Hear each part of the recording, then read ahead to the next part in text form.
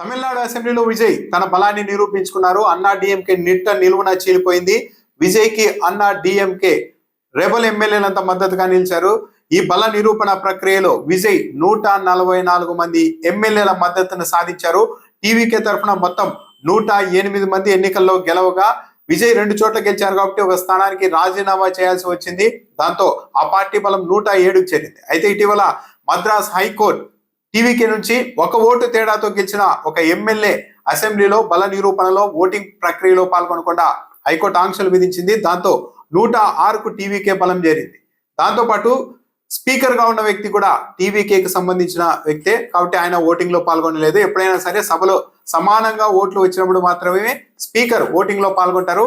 ఆ అవసరం అయితే ఈ రోజు రాలేదు. ఏకంగా టీవీకేకి మద్దతుగా విజయ్ కి మద్దతుగా 144 మంది ఎమ్మెల్యేలు మద్దతు ఇచ్చారు. కాంగ్రెస్ పార్టీ నుంచి 5గురు, సిపిఐ నుంచి 2, సిపిఎం నుంచి 2, విసికే నుంచి 2, ముస్లిం లీగ్ పార్టీ నుండి 2 మద్దతు ఇచ్చారు. అదే విధంగా ఏఎంఎంకే పార్టీ నుంచి రెబల్ అభ్యర్థి కూడా మద్దతు ఇచ్చారు. అన్నా డిఎంకే నుంచి స్ప్లిట్ అయ్యారు. చీలిక వర్గంగా మారి 25 మంది ఎమ్మెల్యేలు విజయ్ కి మద్దతు ఇచ్చారు. దాంతో మొత్తం 144 మంది ఎమ్మెల్యేల మద్దతు లభించింది. డిఎంకే అసెంబ్లీ నుంచి వాకౌట్ చేసింది. ఓటింగ్ ప్రక్రియలో పాల్గొనలేదు. విజయ్ కి మొత్తం మీద సభలో వ్యతిరేకంగా అన్నా డిఎంకేకి సంబంధించిన 22 మంది, పళనిస్వామి వర్గానికి సంబంధించిన 22 మంది ఎమ్మెల్యేలు మాత్రమే వ్యతిరేకంగా ఓటు వేశారు. విజయ్ తీరుపై అన్నా డిఎంకే నాయకుడు పళనిస్వామి తీవ్ర ఆరోపణలు చేశారు. తమ ఎమ్మెల్యేలని ప్రలోభ పెట్టారు విజయ్ అని కూడా ఆయన ఆరోపణలు చేశారు. దాంతో పాటు డిఎంకే పక్ష నాయకుడు ఉదయనిధి స్టాలిన్ కూడా విజయ్ పైన తీవ్ర ఆరోపణలు చేశారు. విజయ్ పుష్ప సినిమాలో రాజకీయాలు చేస్తున్నారని కూడా ఆయన వ్యాఖ్యానించారు. ముఖ్యమంత్రి వెళ్ళడానికంటే ముందే ఈ రెబల్ ఎమ్మెల్యేల ఇళ్లకు సోఫాలు వెళ్తున్నాయని కూడా వ్యాఖ్యానించారు. నిజానికి అన్నా డిఎంకే తరఫున రెబల్ గ్రూప్ కు నాయకత్వం వహిస్తున్న షణ్ముగం ఇంటికి విజయ్ వెళ్లారు. అయితే విజయ్ వెళ్ళడానికంటే ముందే షణ్ముగం ఇంటికి కొత్త సోఫాలు వెళ్ళాయి. ఈ సోఫాలు షణ్ముగమే కొనుగోలు చేశారా లేకుంటే ఆ ఇంటికి వెళ్తున్న విజయ్ స్పాన్సర్ చేశారా అన్న దానిపైన సోషల్ మీడియాలో ఒక పెద్ద ఎత్తున చర్చ నడిచింది.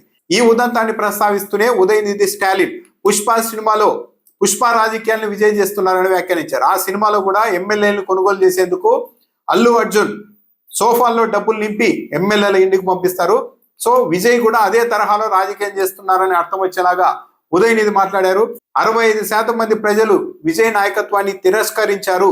చివరకు సొంతంగా ప్రభుత్వాన్ని ఏర్పాటు చేసే మెజారిటీ లేక డిఎంకే అంటే తమ మిత్రపక్షాల సాయంతో విజయ్ ప్రభుత్వాన్ని ఏర్పాటు చేస్తున్నారు అని కూడా ఉదయనిధి గుర్తు చేశారు. దాంతో పాటు విపక్షాలకు సంబంధించి రెబల్ గా మారిన ఎమ్మెల్యేల ఇళ్లకు ముఖ్యమంత్రి స్వయంగా వెళ్లడం కూడా పూర్తిగా అనైతికమని వ్యాఖ్యానించారు. అంటే అన్నా డిఎంకేకి సంబంధించిన రెబల్ వర్గానికి నాయకత్వం వహిస్తున్న షణ్ముగం ఇంటికి విజయ్ వెళ్లడానికి కూడా ఉదయనిధి స్టాలిన్ తప్పుపట్టారు.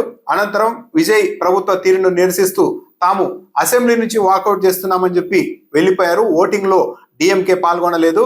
దాంతో 144 మంది ఎమ్మెల్యేల మద్దతు విజయ్కి రాగా కేవలం అన్నా డిఎంకే ఒరిజినల్ ఎమ్మెల్యేలు అంటే పళనిస్వామికి సంబంధించిన 22 మంది ఎమ్మెల్యేలు మాత్రమే విజయ్కి వ్యతిరేకంగా ఓటు వేశారు.